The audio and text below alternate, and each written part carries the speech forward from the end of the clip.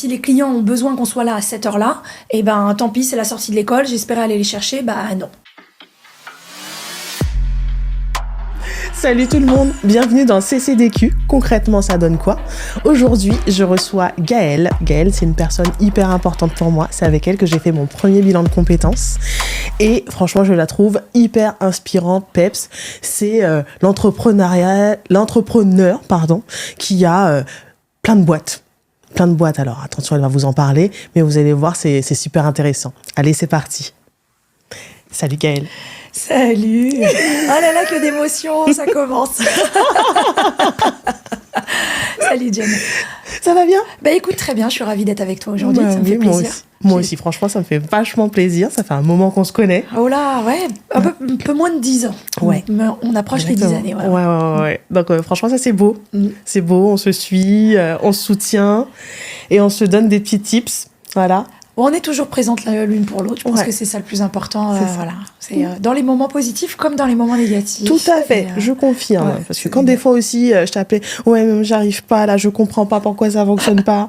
Et là, t'es là, non mais Jen, alors là, écoute, qu'est-ce qui fonctionne, qu'est-ce qui fonctionne pas? Allez, regarde ce qui... Mais ça va aller, ça va. Et t'es toujours là à me soutenir. Et franchement, ça, j'adore. J'avoue, puis je te dirais toujours avec les chouquettes. Très important, les chouquettes. Voilà. Ouais, les chouquettes. On fait jamais sans chouquettes. C'est le plus important dans l'entrepreneuriat, c'est les chouquettes. En tout cas, je suis ravie d'être avec toi cet après-midi. Merci beaucoup. C'est cool. Je vais te laisser te présenter. Alors, exercice un peu plus difficile de me présenter. Alors, donc, je m'appelle Gaëlle, je suis maman de 2 grands garçons. Important de le dire aussi pour moi, parce que avant d'être une entrepreneur, je suis aussi une maman. Et Dieu sait que c'est pas toujours évident de concilier les deux. C'est ça. 2 grands garçons qui ont 17 ans et 19 ans, quasiment. À la base, je suis pas du tout issue de mon métier d'aujourd'hui. C'est-à-dire que ma formation, elle est assez variée et assez large. J'ai fait une jolie école de commerce qui m'a quand même permis d'acquérir donc les connaissances de base et puis ensuite donc qui m'a surtout permis de pouvoir décrocher mon premier job. Donc j'étais à l'export au sein de Nestlé France, donc très sympa, une expérience très chouette que j'ai beaucoup aimée, mais très rapidement, je me suis pas sentie à ma place. C'est ça. Et assez vite, effectivement, j'ai fait le choix de démissionner. Donc j'ai quitté Nestlé France et là on m'a dit... c'est fort. On m'a dit Gaëlle, vous êtes courageuse. Alors sur le coup, j'avais pas trop compris pourquoi. On me disait ça. Moi, j'avais envie de faire quelque chose qui me ressemblait davantage. Et donc j'ai quitté Nestlé et puis je suis allée vers quelque chose qui ressemblait un petit peu plus à mes valeurs profondes, un peu plus proche des gens. En fait, ce que j'avais envie, c'était effectivement de pouvoir être plus proche de l'être humain. Et donc j'ai intégré un petit centre de formation pour adultes où j'étais en charge de développer toute la partie formation, donc recrutement des formateurs, le développement commercial, j'y étais plutôt bien. Et puis il y a eu la réforme de la formation professionnelle, en tout cas la première réforme. Ah là là. Dure. Et donc du coup licenciement pour motif économique, puisque le patron a décidé de couper la branche jeune qui portait en fait tout le centre de formation. Et alors là, question, qu'est-ce qu'on fait?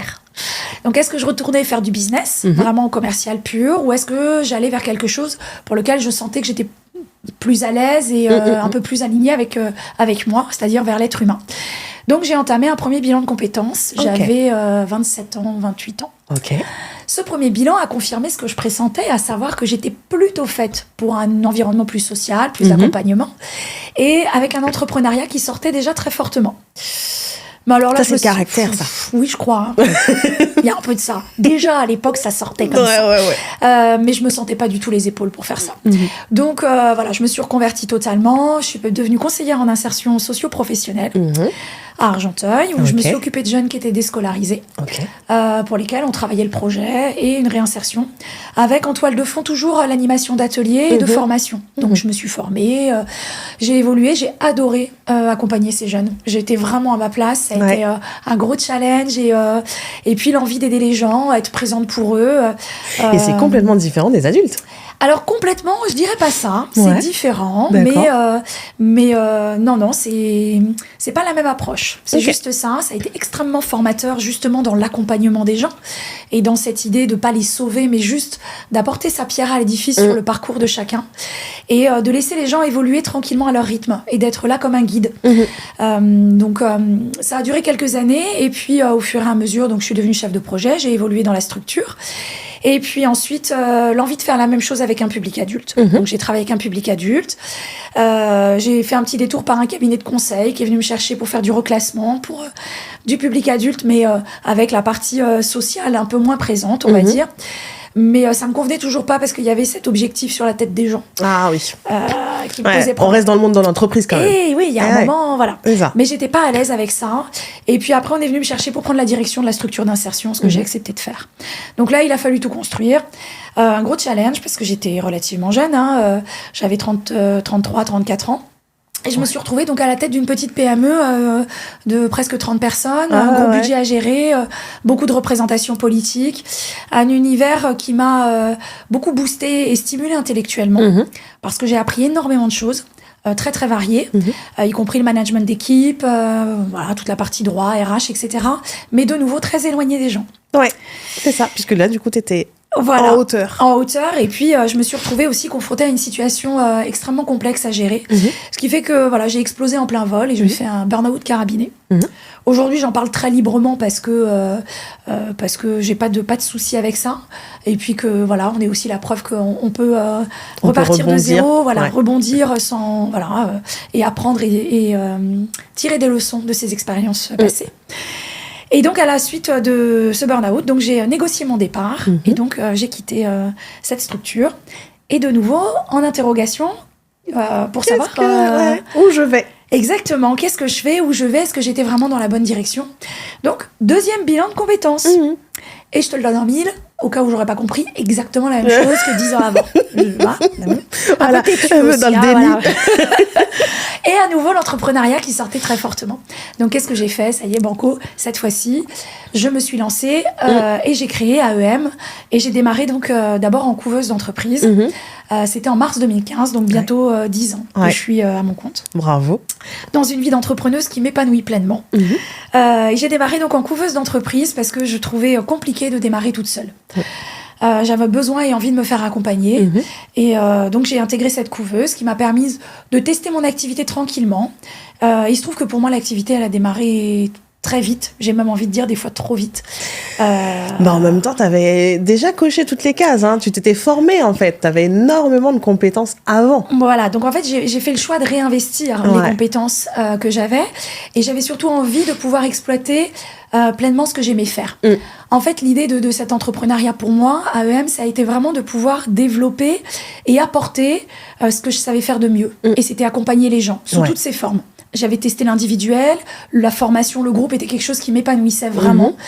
Et au démarrage, c'était plutôt dans la partie insertion professionnelle. Donc au début, quand j'ai pensé à AEM, c'était dans cette dynamique d'insertion professionnelle. Concours de circonstances, au final, AEM a pris un autre virage. C'est ça. Et du coup, j'ai démarré comme ça, avec mon premier contrat, à travers une opportunité qu'on m'a proposée, puisque j'ai animé donc une première formation en public dans le cadre d'un salon de l'emploi, où on me demandait d'intervenir pour donner des petits tips sur comment gérer son entretien d'embauche. Moi, ça faisait 10 ans que je faisais ça. C'est donc, ça.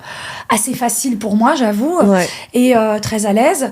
Et donc, en sortant de cette expérience, vous avez toujours un petit cocktail à la fin, 3 cacahuètes, et là, il y a un monsieur qui m'aborde et il me dit « Vous êtes la personne qu'il me faut, je veux travailler avec vous ». Donc assez surprise, moi en pleine période de je démarre, c'est ça. Voilà, un peu discrète, un peu voilà sur la retenue, et il m'explique son projet en me disant qu'il lance une nouvelle activité au sein du Greta et que effectivement il a besoin de moi parce que l'expérience faisait que j'étais a priori la personne qui lui convenait. Il l'a senti. Donc on s'est rencontrés en dehors de ça, à la suite de ça. Et puis je suis devenue, entre autres choses, formatrice et coordinatrice. Et c'est comme ça qu'AEM a démarré. Ok. Voilà, donc sur les chapeaux de roue, avec des formations qui se programmaient au fur et à mesure sur des thématiques différentes. Donc ce qui était super, c'est qu'au départ, c'était sur mes champs d'application. Vraiment, donc pure l'insertion, l'emploi, etc. Et puis au fur et à mesure, on m'a proposé d'élargir, que ce soit sur de la relation clientèle, sur des thématiques de communication. Donc j'ai démarré du coup, avec mon activité de formation. Ouais, toujours en couveuse. Toujours en couveuse. Donc, je suis restée en couveuse pendant 1 an. L'avantage de la couveuse, c'est que ça te permet de pouvoir tester ton activité sans avoir d'existence juridique. Sauf qu'au bout d'un moment, ça marchait très, très, très, très, très bien. Donc, du coup, voilà, le partenariat avec le Greta a fonctionné. Il s'est élargi avec d'autres organismes de formation. Donc, j'étais en sous-traitance pour les organismes de formation. J'adorais ça. Ça m'a demandé d'accepter et de saisir toutes les opportunités. Ah, c'est clair. Et j'adorais ça. C'était le petit challenge de me dire, Gaëlle, j'ai besoin de toi sur cette thématique-là. Tu as l'expérience professionnelle. Est-ce que tu penses que pédagogiquement, tu peux me proposer quelque chose? Et là, c'était génial. Un nouveau challenge. Allez, là, c'est pas mal. Allez, et j'améliore et tu itères, en fait. C'est ça. Et puis, utiliser, j'allais dire, le savoir-faire de base, ta pâte à modeler de base. Et puis après, tu peux la couper en plein de petits morceaux, plein de petites boules différentes. Et c'est ça qui était super, c'est de réinvestir et de réutiliser dans plein de domaines différents ce que tu sais faire et ce que tu aimes faire. J'avais des retours super et je m'amusais follement. Et au final, voilà, c'est comme ça que ça a démarré. Mais du coup, j'ai jamais vraiment posé une stratégie. J'ai jamais, même mon logo, il a été fait un petit peu rapidement. Enfin, voilà. Mais en même temps, moi, je dis aux gens, avant de dépenser dans un logo, essayez de vendre déjà. Oui, alors je te rejoins complètement. Voilà. Et enfin voilà, moi les choses elles se sont faites par opportunité. C'est voilà souvent ce que je dis aussi. Et puis à la suite de ça, formation, j'en avais beaucoup. Je travaillais énormément, faut dire ce qui est. Bon, j'y ai laissé un peu mes cordes vocales au passage. Et puis 2019. Juste avant le Covid, je me forme au bilan de compétences en me disant que ça va rajouter une corde à mon arc. Et je fais le choix donc d'un cabinet avec lequel je suis toujours en rapport et que j'adore, avec lequel je me suis donc formée au bilan parce que j'avais trouvé cet outil hyper intéressant pour moi. Et je m'étais dit, voilà, tu veux continuer à accompagner les gens dans leur épanouissement et leur réalisation professionnelle. Je le faisais déjà à travers la formation. J'avais envie d'avoir une approche plus loin. Plus individuelle. La relation étant pas la même, on travaille différemment et ça me faisait vraiment envie. Et du coup, et j'ai eu beaucoup de chance, l'année avant le Covid, je me suis formée au bilan et j'ai démarré mon activité de bilan de compétences tranquillement avec mes premiers clients qui m'ont fait confiance. Dont Jane fait partie, bien sûr, c'est clin d'œil. Et puis ça a démarré comme ça, tout doucement, tranquillement. Et post-Covid, évidemment, la demande a explosé complètement. Et du coup, j'allais dire, mon activité, c'est un petit peu du coup inversé, c'est-à-dire que un peu moins de formation, un peu plus d'individuel. Plus de bilan, Voilà, et puis en parallèle, j'ai développé l'activité de bilan d'orientation scolaire parce que j'ai été confrontée, pareil, à une copine qui est venue me voir un jour et qui me dit Gaëlle, écoute, tu fais ça pour les adultes, mon fils sait pas ce qu'il veut faire, t'aurais pas moyen de le recevoir, tu l'aides un peu à défraîchir les choses. Oh écoute, qu'à cela ne tienne, Christelle, je vais essayer de monter un petit truc et puis ton fils va me servir de test, est-ce que ça te va? Il fait cobaye. Elle me dit, pas de problème, il fait cobaye tant que tu me le rends vivant. Donc, je dis, ça, je peux faire. Ça, c'est important. Voilà, donc je réfléchis à un module et à une façon de pouvoir accompagner ces jeunes, non pas dans le sens orientation, éducation nationale du terme, mais vraiment dans cette idée de construire un projet comme j'avais fait avant. Et de leur permettre d'avoir un véritable espace d'expression où on va travailler sur leurs intérêts profonds. Et je développe ce module, ça marche bien. C'est plutôt assez concluant avec ce premier jeune homme. Et alors, sans faire aucune publicité, le bouche à oreille fonctionne. Et il n'y a pas à dire, la recommandation... ça marche. Voilà. Très clairement. Le bouche à oreille, c'est le truc le plus utile. Et donc, il faut sortir, il faut se faire son réseau. Exactement, et encore aujourd'hui c'est le cas, puisque le bilan d'orientation fait partie aussi de mon activité pleinement, à peu près 30% de mon chiffre d'affaires aujourd'hui, en sachant que je ne communique pas du tout sur cette activité, ça n'est que de la recommandation. C'est madame qui et madame qui. Des fois même, je me perds un petit peu sur qui était au départ. Mais bon, c'est pas grave. Les gens sont satisfaits. Donc il y a la chaîne. C'est ça. Et aujourd'hui même, j'ai des jeunes. J'ai eu les frères, les sœurs. Enfin, j'ai des fois toute la famille. Et t'as des retours justement des jeunes que t'as accompagnés? Ah, mais toujours. Et c'est même hyper agréable parce que j'ai le petit selfie devant l'école le jour J, la rentrée des classes. Regardez Gaëlle, j'y suis. Ça a marché. J'en ai maintenant qui sont sortis... après 5 ans d'école d'architecte qui m'envoie un petit clin d'œil, donc c'est hyper satisfaisant. C'est génial. Donc j'ai beaucoup de gratification dans mon travail, énormément de reconnaissance et j'ai beaucoup de chance, que ce soit de la part des jeunes et de la part des moins jeunes aussi d'ailleurs, et c'est ce qui me booste aujourd'hui au quotidien, voilà, d'accompagner les gens dans leur réalisation. je suis profondément animée par l'idée que le travail doit rester une source d'épanouissement professionnel. Très clair. Et j'espère pouvoir contribuer à redonner de l'espoir, entre guillemets, en tout cas permettre aux gens de pouvoir s'épanouir pleinement à travers leur activité parce que c'est possible. Donc le bilan d'orientation, et puis comme les choses en amenant une autre, je commençais un petit peu à être dans ma routine. Et comme tu sais que je déteste être dans la routine, c'est je pense ça. que voilà. Besoin de bouger, besoin de vivant, de mouvement. Beaucoup de mouvement. Et du coup, comme voilà, je suis passionnée de fitness, ça fait donc plus de 13 ans que je fais du fitness. Et je trouvais qu'il y avait quelque chose d'assez cohérent dans mon activité d'accompagner les gens. Ils retournent dans une certaine dynamique, cette mise en mouvement de leur vie, cette acceptation on va bouleverser un petit peu les choses. J'avais aussi des demandes autour de ça sur la mise en mouvement de l'esprit, ça va aussi avec la mise en mouvement du corps. C'est ça. Et donc j'avais cette idée et cette volonté de pouvoir aussi proposer un accompagnement en parallèle du bilan qui soit un petit peu plus physique, plus corporel. Ouais, c'est ça. Et du coup, comme je m'ennuyais un petit peu, j'étais un peu à l'aise. J'aime bien comme je m'ennuyais un peu. Oui, les semaines ne faisant que 60 heures par semaine. C'est ça. Voilà. J'ai donc décidé de passer mon BPGEPS activité de la forme pour devenir coach sportif.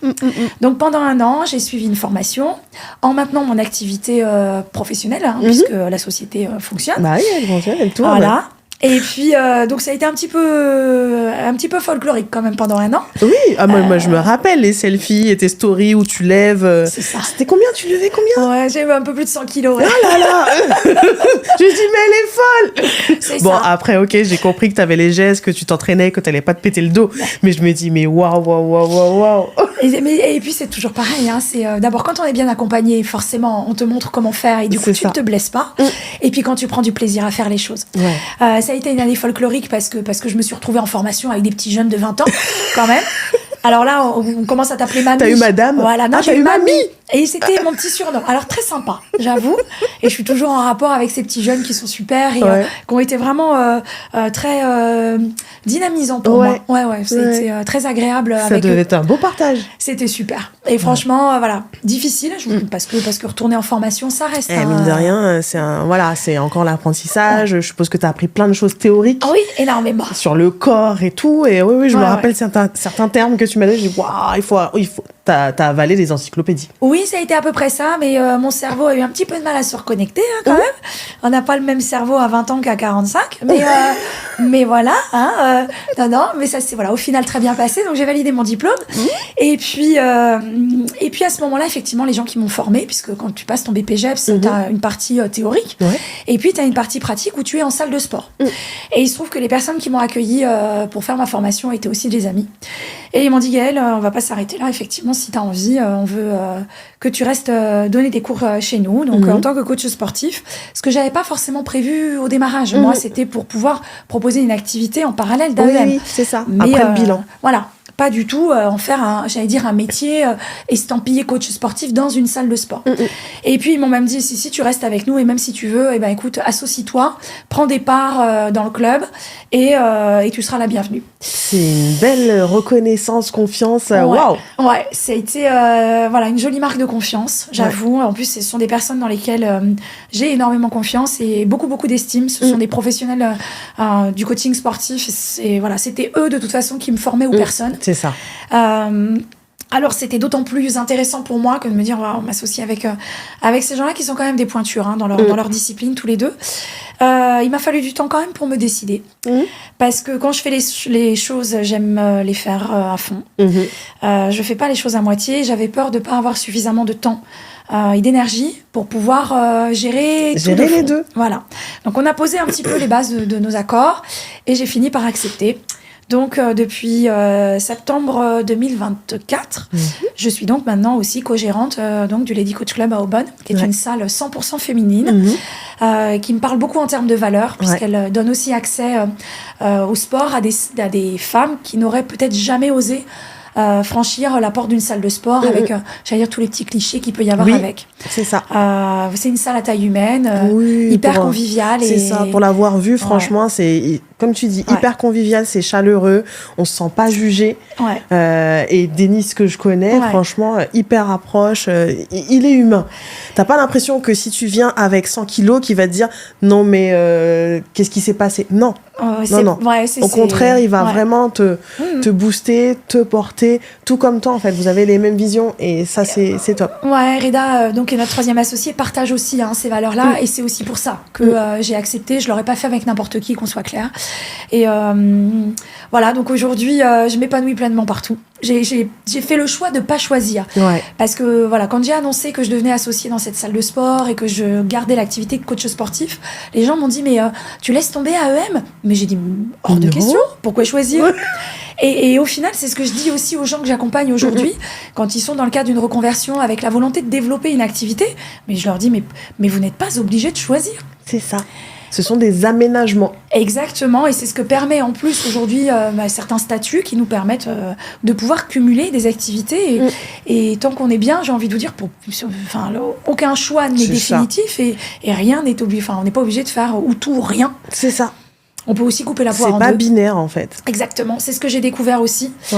Moi-même, pendant longtemps, j'étais dans cette idée de c'est tout ou rien. Puis au bout d'un moment, je suis arrivée à ce constat de me dire mais pourquoi tu veux choisir? Choisis pas. Et tu t'aménages ton emploi du temps. Et aujourd'hui, voilà, je suis parfaitement Et d'ailleurs, épanouie. comment t'aménages cet emploi du temps? Je suis curieuse là. Alors Jenny, tu vas rire. Voilà, comme toujours, je l'aménage pas. Non, je rigole. Alors aujourd'hui, je l'aménage parce qu'avec l'expérience, j'ai quand même appris ça. Dans ce monde, effectivement, d'entrepreneuriat, au début, comme je t'ai expliqué, j'ai saisi toutes les opportunités, je travaillais énormément. Mais je réfléchissais pas trop, je prenais les choses, ça m'intéressait. Et c'est ça qui m'a permis aussi de me lancer au démarrage. T'avais cette culture du test. Ouais, j'aimais bien cette notion d'expérimentation. Et au fur et à mesure, maintenant que ça tourne vraiment bien, je peux me permettre d'être un peu plus exigeante. J'aménage et je répartis. Voilà, j'ai maintenant des jours spécifiques réservés pour ma salle de sport et ou par journée ou par demi-journée et le reste du temps où effectivement j'investis pleinement à EM parce que le côté schizophrénique de devoir changer d'une casquette à l'autre des fois sur une demi-journée déjà c'est compliqué. Alors quand c'est toutes les heures c'est pas possible. Donc voilà. Maintenant je t'avoue que je travaille 6 jours sur 7, on va pas se mentir. Je travaille en moyenne 10 à 12 heures par jour. Je m'offre maintenant le luxe de prendre du temps pour venir papoter avec mes amies entrepreneuses. Merci beaucoup. Voilà. J'apprends et j'ai appris durant toutes ces années à prioriser aussi un peu plus les choses et à prendre du temps pour moi. Dans ce qui me fait plaisir. Mais voilà, l'aménagement maintenant, il y a vraiment du temps pour la salle de sport, du temps pour AEM et dans le temps pour AEM, il y a du temps pour recevoir mes clients, du temps pour faire mon administratif, parce qu'avant je le faisais la nuit. Donc je veux que c'était le fameux 23h du 3h du matin. Donc les déclarations URSSAF à 1h du matin, c'est pas forcément très fiable, donc on fait attention. Voilà. Voilà, j'ai appris à prendre un peu plus de temps et à organiser les choses, à la fois pour mieux les vivre. Mais j'ai envie de te dire, le secret de tout, c'est l'organisation. Et l'anticipation. Mais ça, nous, les femmes, on a l'habitude d'organiser, anticiper. C'est ça. C'est notre quotidien. Donc ça change pas beaucoup. On sait bien jongler sur ça. Voilà, des to-do list un petit peu partout. Et puis non, globalement, ça se passe bien. J'ai pas de soucis. Et j'ai une vie à 100 à l'heure. Certains diront que ça peut être compliqué. C'est mon choix de vie, en tout cas. C'est ça. Mais je pars du principe que quand on fait quelque chose qui nous plaît et dans lequel on est pleinement aligné, ça me pose aucun problème. Voilà, je compte pas mes jours avant les vacances, même si effectivement ça fait plaisir de prendre des vacances pour se reposer. Pour autant, voilà, j'ai plaisir à travailler aujourd'hui. À travailler, oui. Le travail aussi, c'est un accomplissement pour toi. Et ça te fait plaisir, t'aimes ça. C'est limite pas forcément du travail. Et je suis pas fatiguée à l'idée de travailler. Je suis fatiguée parce que les journées sont longues, mais pas du tout. Voilà, les clients m'apportent des fois l'apéritif, des fois les petites chouquettes qui vont bien. Donc on boit le café ensemble, on discute de leur avenir. Ça va. Je trouve qu'il y a quand même plus pénible comme métier. Ah, mais très clairement. C'est beau. Et puis aider les gens à devenir ce qu'ils sont. Moi, je trouve que c'est juste un métier extraordinaire. J'ai énormément de chance. Et je le savoure tous les jours.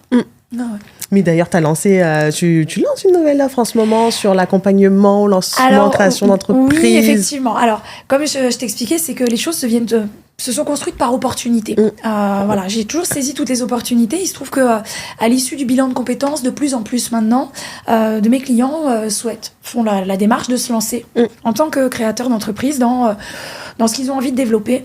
Et du coup, font appel à moi pour pouvoir les accompagner dans ce suivi de parcours. Ils sont souvent plus à l'aise parce que je les ai accompagnés pendant plusieurs mois.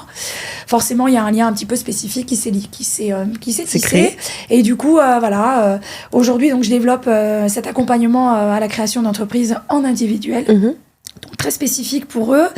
Avant tout, déjà, pour définir un peu mieux l'offre de service. Parce que souvent, quand on lance son entreprise, on se dit, j'ai envie de me lancer, mais dans quoi ? Et comment ? Et puis surtout, être capable d'en parler correctement. C'est ça. Et c'est souvent ce qui nous fait défaut. Tout à fait. Au démarrage, on a des idées, mais c'est quoi exactement ? Précise-le. On ne sait pas se vendre. On ne sait pas se vendre. On ne sait pas souvent de quoi on parle. Voilà. On sait qu'on a envie de vendre un truc, ça ressemble à peu près à ça, mais on a besoin de l'affiner, on a besoin d'en parler avec des mots qui sont plus précis. Et puis, plus tu en parles avec quelqu'un qui n'est pas dans ta tête, plus ça t'oblige à utiliser les bons mots. C'est ça. Et qui n'est pas dans ton domaine. Exactement. Donc forcément, tu éclaircis, tu simplifies, tu vas à l'essentiel. Exactement. Donc ça, c'est le travail que je fais avec eux. Et puis après, il y a toute une partie, des fois, stratégie marketing, l'offre de service, la façon de communiquer. Éventuellement, quand c'est des organismes de formation sur la certification Calliope. La fameuse. Voilà, la fameuse. Au bout d'un moment, on la passe et on la repasse. On la repasse et on paye... beaucoup. Donc, voilà, message à toutes les personnes qui veulent se lancer dedans. C'est un investissement. Oui, ça reste un investissement. C'est aussi un gage de qualité malgré tout. Ça permet de faire du tri parce qu'on est quand même sur des milieux qui peuvent permettre de laisser la place à des personnes qui sont pas toujours très sérieuses. Donc, ça peut aider aussi à faire un petit peu le tri. Bon, même si c'est très administratif. C'est ça. Comme vivement qu'il l'allège. Vivement qu'il l'allège. Moi, c'est pas prévu au programme. Ils en rajoutent des petites couches tous les ans. Ah, purée. Ok. Mais on sait que l'administratif, ça fait partie de l'entrepreneuriat malgré tout. C'est ça. Donc, on y consacre beaucoup de temps quand même. Voilà. Ok. Non, très bien. Moi, j'ai une question sur les personnes que tu accompagnes en bilan de compétences. Est-ce que tu as des anecdotes des gens qui ont fait un shift, mais complètement différent de ce qu'ils étaient ? Ah oui, complètement. J'ai un monsieur qui vient de sortir, qui travaillait dans la fraude bancaire. Donc, avec un poste à responsabilité. Le truc hyper sérieux, carré. Carré, sérieux, etc. Et qui vient d'être accepté pour faire un CAP horlogerie. Voilà. C'est pas si loin que ça, dans le carré. Exactement. Et tu vois, il y a des petites choses qui viennent. Mais enfin, on est quand même là sur plutôt un métier d'artisanat, de précision. Et voilà, monsieur qui a quand même un niveau Bac+4 à la base. Donc, et puis, qui repasse un CAP et qui va donc changer complètement d'univers professionnel. Qui a en plus pu valider au-delà du bilan de compétences son projet avec une petite période de stage. En fait, il a fait 3 jours d'immersion. Parce que, avec des appréhensions. Et du coup, ça lui a permis quand même de pouvoir être en situation et de vérifier si ça... si ça lui convenait bien. Et puis, en plus, un projet qui est financé dans le cadre du projet de transition professionnelle. Donc, maintien de salaire. Il reste salarié de son entreprise. Il peut tranquillement passer son CAP. Et puis, la formation est prise en charge. Donc, à l'issue de sa formation, il verra s'il souhaite ou pas réintégrer son entreprise. Et ou négocier un départ, éventuellement, exploiter sa formation. Potentiellement poursuivre dans cette voie. Okay. Et comment il a remarqué ça ? C'est avec toi ou il avait déjà une petite idée ? Alors non, il savait que les montres, effectivement, ça faisait partie de son univers, comme peut-être pour certains, patin à roulettes. Ou, on peut avoir effectivement, ça, des fois, pas des passions, mais des centres d'intérêt un peu prononcés. Mais oui, effectivement, ça a été pour lui... une révélation dans le cadre du bilan. C'est beau. J'en ai plusieurs comme ça. Et j'ai envie de te dire, même la majorité des clients aujourd'hui que j'accompagne sont sur des reconversions au moins partielles, pour pas dire totales. En sachant que, je le dis souvent, le plus important, c'est de ne pas se mettre de pression. On peut avoir un projet, et l'idée du bilan, c'est vraiment de définir un projet. Après, le moment où on va gravir la montagne, ça peut se faire tout de suite à la fin du bilan, mais ça peut se faire 6 mois, 1 an, voire 5 ans après, au moment où on est prêt. J'allais dire, c'est comme dans la vie en général. Les opportunités, elles arrivent au moment où on est prêt à les gérer. Et à la fin du bilan, des fois, on a le projet qui est clair. Et pour autant, c'est pas le moment. Et on sent que c'est pas le moment. Pour plein de raisons. Les planètes s'alignent pas. Tout compte fait, on n'a plus envie. Les choses de la vie font que... Et puis, 6 mois plus tard, c'est pof. Je sais pas, moi, il peut y avoir un PSE qui s'annonce dans l'entreprise. C'est ça, il y a plein de choses qui peuvent arriver. Et hop, et on sent que là, à ce moment-là, tac, tac, tac, tac, tac, tac, tac, hop, ça s'aligne et c'est que c'est le bon moment. C'est ça, très bien. Je pense que c'est ce qu'il y a de plus important. C'est de savoir accueillir les choses au moment où elles arrivent. C'est savoir s'écouter, quoi. Très bien. Du coup, autre question, toujours dans l'entrepreneuriat. Est-ce qu'on peut parler un peu de dur ? Qu'est-ce qui a été... Qu'est-ce que tu vois de difficile? Ce que les gens reproduisent souvent, on rencontre beaucoup d'entrepreneurs dans notre... qu'est-ce que les gens reproduisent à chaque fois, qu'ils comprennent pas, qu'ils devraient comprendre? La réalité Alors... Mettons une couche. Ouais, je vais être un peu désagréable. Pardon. Non, ce que j'ai constaté souvent dans le monde de l'entrepreneuriat, en tous les cas pour les gens qui débutent, ils ont souvent l'idée que l'entrepreneuriat va leur permettre effectivement d'abord de gagner de l'argent rapidement. Et ça va leur donner du temps pour passer avec la famille ou avec les enfants qui vont avoir beaucoup plus de temps. C'est ça, libre. Le truc équilibre pro-perso là. Ouais. Alors non, ça fait d'abord équilibre pro et tout petit peu perso. Voilà, donc faut pas. Voilà, au démarrage en tout cas, l'entrepreneuriat c'est difficile. Les gens pensent qu'ils vont se lancer, ça va être fun, ouais, c'est super. Oui, c'est super parce qu'on fait quelque chose qui nous plaît. C'est ça. Donc déjà, je pense que c'est peut-être la première chose à caler, c'est déjà d'être sûr que ce qu'on va faire est quelque chose qui nous plaît. Mais ça demande énormément de travail. Ouais. Voilà, c'est très clairement, faut pas compter ses heures, il faut pas espérer, au moins sur les premières années, se dire je vais avoir plus de temps. Surtout qu'on est seul. Voilà, on est extrêmement seul. Et puis, on va avoir une flexibilité du temps, de l'organisation. Ça, c'est sûr. Et encore, parce que si les clients ont besoin qu'on soit là à cette heure-là, eh ben, tant pis, c'est la sortie de l'école, j'espérais aller les chercher, bah non. Voilà, donc c'est pas forcément quelque chose qu'on va créer pour avoir plus de temps. On va créer parce que ça nous donne, j'allais dire, un confort dans son activité. C'est ça. Et dans ce qu'on aime faire. Et puis, bah, l'argent, il tombe pas tout de suite. Donc c'est pareil, on a cette croyance que on va gagner beaucoup d'argent, peut être le cas, mais c'est pas la règle première. Ouais. C'est pas automatique. C'est pas automatique. Quand t'es immatriculé, que ça y est, il y a de l'argent. Non. Donc il y a la surprise des charges, parce que des fois on les sous-évalue, et je parle pas seulement des charges, URSSAF. Oui. Il y a tous les faux frais qui peuvent être à côté, qui ont l'air de rien. C'est ça. Mais je prends le cas effectivement des entrepreneurs. Il faut payer sa mutuelle, il faut payer son assurance professionnelle, sa CFE. Enfin, c'est toutes ces petites choses qui n'ont l'air de rien mises bout à bout. Qui s'ajoutent. Voilà, ces abonnements informatiques. À la fin, ça commence à faire une sacrée somme. Ouais. Je pense que tu peux facile monter à 300, 500 euros par mois. Ah oui, sans problème. Plus, si jamais on loue un local, la location, même si on le fait ponctuellement, c'est aussi tous ces frais-là qu'il faut pouvoir amortir quand on fait nos tarifs pour les clients et dont il faut tenir compte. Donc ça, c'est une chose importante. Je pense qu'il faut avoir vraiment conscience qu'à partir du moment où on se lance, il va y avoir beaucoup de travail. Raison de plus pour faire quelque chose qui nous plaît. Et que c'est quand même beaucoup de fatigue. Ouais. Ça veut dire qu'au démarrage, le conseil toujours, il faut avoir le soutien de son entourage. Le mari, les enfants, tout le monde est un petit peu embarqué dans l'aventure. C'est ça. Je dis souvent, quand on crée son entreprise, désormais on dort avec le mari, mais il y a aussi l'entreprise qui est entre nous deux. Ouais, c'est ça. Voilà, c'est ménage à trois. Donc il faut qu'ils soient préparés, c'est mieux. Et puis les enfants aussi. Ouais. Et c'est bien aussi de les informer, de les embarquer. On en fait une petite histoire familiale, ce qui fait aussi qu'on partage les bonnes nouvelles. C'est ça. Moi, c'est exactement ce que j'ai fait là tout à l'heure. Je leur ai dit, oui, je vais tourner ma vidéo YouTube avec Gaëlle. Ils m'ont dit, oh, c'est bien, maman, tu vas avoir plein d'abonnés. Je les adore. Effectivement, et puis c'est le plaisir de partager ces bonnes nouvelles. Et je pense que c'est ça aussi. Quand autant on va avoir des moments difficiles, autant il faut savoir savourer toutes les victoires qu'on va avoir. Les petites étapes. Ma mère disait toujours, ma mère était elle-même entrepreneur. Elle disait toujours une bouteille et 3 cacahuètes. Et j'ai gardé cette expression, tu l'as entendu souvent dans mon bureau. Voilà, quand on est content, une bouteille, ça peut être un champomis, on s'en fiche. Et 3 cacahuètes, juste pour le plaisir de se dire, j'ai réussi. Célébrer. Ouais, et célébrer, yes. Et célébrer toutes les étapes importantes qui sont importantes pour nous. Oui. Elles le sont peut-être pas vues de l'extérieur, mais le jour de l'immatriculation, le premier client, la première facture qu'on arrive à sortir. C'est ça. Voilà, c'est tous ces souvenirs. Ou le premier avis, ou la première reco. C'est ça. C'est toutes ces petites choses-là mises bout à bout. Ouais. C'est génial. Moi, c'est ce qui m'a beaucoup soutenue au démarrage, parce que effectivement, on se sent très seul quand on débute. J'étais en couveuse, donc c'était quand même agréable parce qu'il y avait d'autres entrepreneurs avec moi, mais bon, on se voyait quand même pas hyper régulièrement. Mais j'avais mes amis et ceux qui m'avaient un petit peu taquiné pour que je lance AEM, puisque ça a été un petit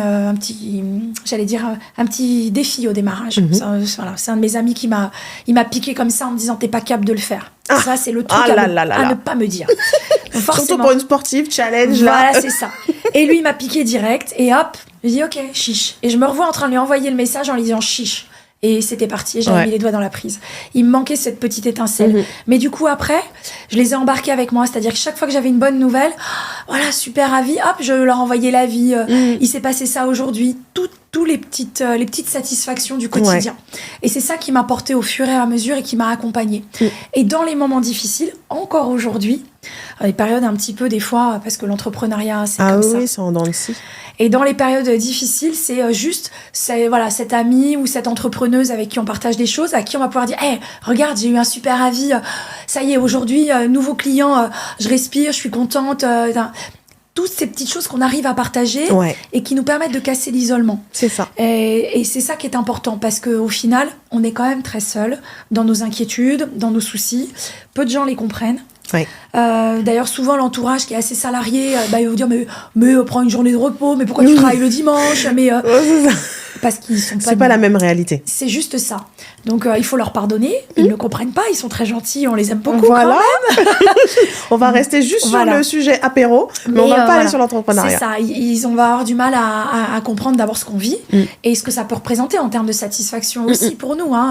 Toutes ces premières fois et ces satisfactions. Et encore aujourd'hui, bientôt, donc moi, 10 ans que je suis à mon compte, je me réjouis encore quand j'ai un super avis Google et que ça me touche. J'ai encore plaisir à le partager. Je ne suis blasée de rien. Et c'est ça qui est génial. Ouais. Et c'est ce qui nourrit. Donc je pense que le plus important aussi au quotidien après pour l'entrepreneuriat, c'est de le nourrir régulièrement avec des nouveaux projets, des nouvelles envies. Donc être capable de se renouveler et de cultiver tout ce qu'on peut avoir comme idée. De les noter dans un petit coin et puis de temps en temps être capable de de piocher. Et de se dire celle-là, c'est le moment, j'ai envie de la développer maintenant. Ça. Moi, j'ai des idées qui sont stockées depuis 4 ans dans mon cahier des idées. Et puis, je sais qu'un jour ou l'autre, ce sera le moment et on ira. C'est pas grave, c'est que c'est pas le moment pour le moment. C'est ça, c'est s'écouter, quoi. Et c'est s'écouter, mais ne pas nier ses envies. Parce que l'entrepreneuriat, c'est ce que ça nous offre aussi, la possibilité de rendre tout ça vrai et réel. Donc, il faut aussi s'écouter dans ce qui nous fait le plus envie. C'est ça. Et pas toujours seulement dans ce que le marché va nous offrir. Donc voilà. Oui, non, c'est vrai, parce qu'on te dit souvent, tu devrais faire ça, parce qu'il y a des gens qui voient des tendances, des choses, et qui se disent, tiens, tu pourrais faire ça. Mais en fait, si ça te plaît pas, moi, par exemple, je sais qu'on m'a déjà proposé plusieurs fois, tu devrais faire une formation CapCut, parce que je fais les réels Instagram hyper rapidement. Mais au final, je l'ai fait hyper rapidement parce que je me sers d'Instagram, je me sers pas de CapCut. CapCut, tu dois faire ton montage, tu dois couper le truc, et tu mets l'animation et tout. Très franchement, ça me saoule. Je pourrais faire du CapCut, il n'y a pas de souci, je sais l'utiliser, mais je ne vais pas prendre de plaisir à faire cette formation. C'est-à-dire qu'il y a un moment où partager quelque chose qui nous plaît, le vendre, ce sera beaucoup plus facile parce que c'est quelque chose qui t'anime profondément et que tu as envie de partager. C'est ça. Et je pense que c'est là où on est les meilleurs vendeurs d'ailleurs. En tant qu'entrepreneur, on est les meilleurs dans ce qu'on aime faire. Essayer de lancer quelque chose qui nous convient pas, qui nous plaît pas, je pense que là, on est généralement pas bon. Et c'est ce qui fait que ça marche pas d'ailleurs. Donc, d'où l'importance d'être vraiment sur des chemins qui nous conviennent et commercialiser des produits qui nous parlent. Et c'est là où on est les meilleurs. C'est ça. Donc, s'écouter, développer des choses qui font sens pour nous. En tout cas, c'est ce qui fonctionne pour moi, en sachant qu'il n'y a quand même pas de recette magique. Je le dis aussi souvent. S'il y avait un truc, t'es sûr de faire ça, ça va marcher. On serait tous millionnaires. Mais du coup, ce serait plus marrant, j'ai envie de te dire. Ça. Plus de challenge. Mais oui, justement, ce qui est super, c'est d'apporter ta valeur ajoutée et dans quelque chose que tu maîtrises et que tu aimes faire. Un jour, on m'a offert une affiche et elle est dans mon bureau. Je la partage volontiers. Quelqu'un m'a offert cette affiche et dessus, il y a écrit « Tout le monde peut faire ton job, mais personne n'est toi. » Et personne ne peut le faire comme toi. C'est ça. Et je trouve que c'est très vrai. C'est-à-dire que dans l'absolu, avec des compétences, d'ailleurs, il y a plein de gens qui font du bilan de compétences, qui font du coaching sportif, mais personne ne le fera comme moi, parce que je le fais avec ce que je suis moi. Et je pense que c'est ça, notre valeur ajoutée, commercialiser des produits qui nous ressemblent dans ce qu'on est. Et c'est comme ça qu'on les vend le mieux. Complètement, c'est ce que je répète aussi ça un peu à tout le monde sur le côté communication, où oui, j'ai vu telle tendance, je vais essayer de refaire cette vidéo. Ouais, mais ça te ressemble pas. C'est pas à toi. On va voir que c'est joué en fait. Tu veux surfer sur une tendance, ok, mais à un moment tu vas regretter la vidéo. Donc la fais pas, fais autrement. Si c'est juste faire une petite vidéo toute simple où tu parles et qu'on te voit pas, ou je sais pas, où c'est juste à voir, fais ça. Fais un truc qui te ressemble, où tu es à l'aise et que tu vas pouvoir refaire. Parce que si tu fais la tendance et tu vas te dire, ah mais il faut que je suive toutes les tendances, donc tu vas t'épuiser. Je partage complètement ton avis. Et puis, je pense qu'on est meilleur, d'ailleurs, en tant que communicant quand on est au clair avec soi-même. Donc, il faut utiliser les bons outils, les bons réseaux, la bonne manière de le faire dans quelque chose qui nous ressemble. C'est ça. Voilà. Après, c'est important aussi de se dire, on communique pas pour soi, on communique pour nos clients. Donc, et c'est à partir de ça aussi qu'ils vont se faire une idée et du produit et de qui on est. Donc, plus on est authentique, je parle pas de sincérité, je parle vraiment d'authenticité. Oui, d'authenticité. Meilleur vendeur on est, et j'ai envie de te dire meilleur on est tout court. Donc, et forcément, on est des individus différents, donc il y a de la place pour tout le monde sur le marché. Faut pas avoir peur de ses concurrents parce que avec notre authenticité, c'est ce qui fait qu'on est effectivement tous différents et qu'on va pas commercialiser exactement le même produit. C'est ça. On va pas l'investir de la même manière. Donc des formateurs, il y en a plein, mais des formateurs comme Jennifer, il y en a pas plein. Des formatrices comme Gaëlle, il y en a pas plein non plus. C'est ça. On pourrait traiter de la même thématique, on pourrait parler de la même thématique, mais on n'investirait pas de la même manière. C'est ça. On incarne différemment. Exactement. Donc je pense que c'est aussi important qu'il y ait de la concurrence. Mais c'est important de rester soi et dans la concurrence, aller piocher des idées. Parce qu'il faut savoir aussi prendre les bonnes idées là où elles sont. Oui. Mais se les approprier et en faire quelque chose qui nous ressemble. Et ça, c'est ce que j'ai appris aussi. Aller récupérer les bonnes idées, il faut pas en avoir peur. Il faut pas avoir peur des concurrents. Il faut rester fidèle à ce qu'on est. Je pense que c'est ce qui est aussi le signe aussi d'une certaine longévité. Plus on reste fidèle à qui on est et à la façon dont on travaille, c'est ce qui fait, je pense, que moi, je suis encore là depuis 10 ans. Ça fait 10 ans. Ouais. Donc, alors que, comme quoi. Ouais, le bilan. C'est que ça fonctionne. T'es aligné avec toi-même. Oui, c'est beau. Je pense que c'est ça. Et puis, j'en parlais encore tout à l'heure avec un de mes collègues avec qui je partage mes locaux. Je disais, quand on est bon, et je l'ai toujours dit, quand on est bon dans ce qu'on fait, on cherche pas de travail. Alors, ça peut paraître un petit peu trivial de dire ça, mais j'en suis pleinement convaincue. Parce que quand on est bon dans ce qu'on fait, forcément on parle de nous. Alors même s'il y a une crise conjoncturelle, elle sera liée à la conjoncture, et ben les meilleurs resteront et ceux qui sont un petit peu moins bons, bah de fait ceux-là, le marché naturellement les éliminera. Mais si vous êtes bon, vous resterez, vous tiendrez même dans les périodes difficiles. Donc soyez bons et soyez experts dans ce que vous faites et n'ayez pas peur de le dire. C'est peut-être quelque chose qui nous intimide au démarrage quand on lance notre activité. Oui, c'est ça, on a peur de ce côté égo, narcissique, mais alors que non, en fait, si t'es bon dans ce que tu fais, au contraire, tu vas en parler avec plaisir. Mais bien sûr. Donc, ça va attirer les bonnes personnes, surtout. Et comme tu dis, ça sera pas du travail, ça sera du plaisir. Et je dis souvent, si toi tu doutes alors que c'est toi l'expert, comment tu veux donner confiance à tes clients ? Et il n'y a pas de raison, si tu investis dans quelque chose que tu sais faire, il n'y a pas de raison que ça fonctionne pas. Ça peut ne pas fonctionner pour plein de raisons autour, mais pas parce que toi tu n'es pas bon. C'est ça. Voilà. Et confiance dans tes compétences professionnelles. Après, il y a tout l'entour, tout l'environnement qui fait que ça peut ne pas se développer, ne pas fonctionner. Mais aie confiance dans ce que tu fais. D'où l'importance avoir conscience de ta valeur ajoutée et de ton expertise. Et c'est là-dessus que tu dois capitaliser. Moi, j'ai pas honte aujourd'hui de dire, et c'est un de mes amis, et Dieu sait quand il a dit au démarrage, je lui dis ça va les chevilles, t'es tranquille, voilà. Il se reconnaîtra certainement. Mais il avait raison. Il me dit, mais bien sûr que je suis bon dans ce que je fais. Il m'a dit, je suis un bon, et tu es bonne dans ce que tu fais.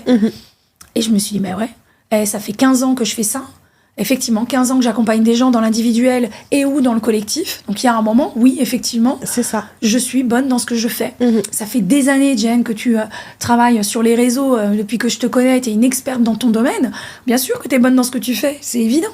Donc, et il n'y a pas on a cette espèce de crainte et au démarrage. Ouais, c'est ça. On n'est pas très à l'aise. Ouais, on ne veut pas faire trop de bruit. Ouais, ça fait prétentieux. Mais ça fait prétentieux quand c'est pas vrai. Mais quand c'est vrai. Quand c'est vrai.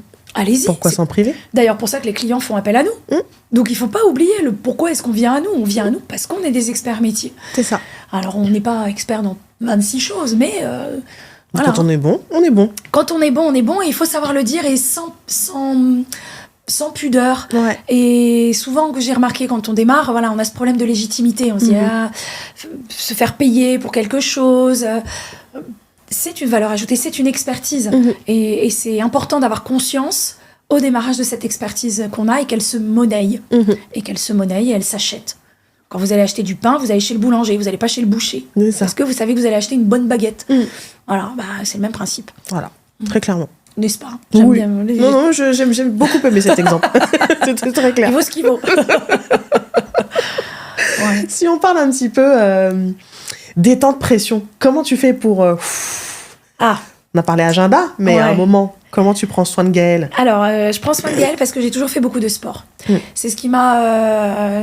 au démarrage d'AEM, avant même de lancer AEM, j'ai eu cette période de transition où j'ai soufflé un petit peu, où j'ai construit AEM, où j'étais en couveuse. À l'époque, j'étais montée à 14 heures de sport par semaine, c'était vraiment beaucoup.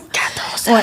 Aujourd'hui, alors j'en fais, mais c'est devenu mon métier en partie. Ah oui, mais voilà. Wow. Et je continue aujourd'hui. Alors, même si je suis coach sportif, les coachs sportifs, leur travail, c'est d'accompagner les gens. C'est pas forcément de faire. Donc, c'est ça qui est difficile. Oui, mais tu bouges quand même. Donc, ça reste une activité. Mais à côté de ça, j'ai quand même gardé mes coachings sportifs pour moi. C'est-à-dire que je continue à m'entraîner pour moi. Presque. Tu continues à lever des... Je continue à lever de la charge avec ma discipline habituelle. Donc, ça étonne toujours les gens en disant « Mais tu continues à le faire toute seule ?» Oui. Et j'ai même mon coach sportif qui me coach moi parce que j'en ai besoin. Donc, je continue à faire beaucoup de sport. Et puis, je sors beaucoup.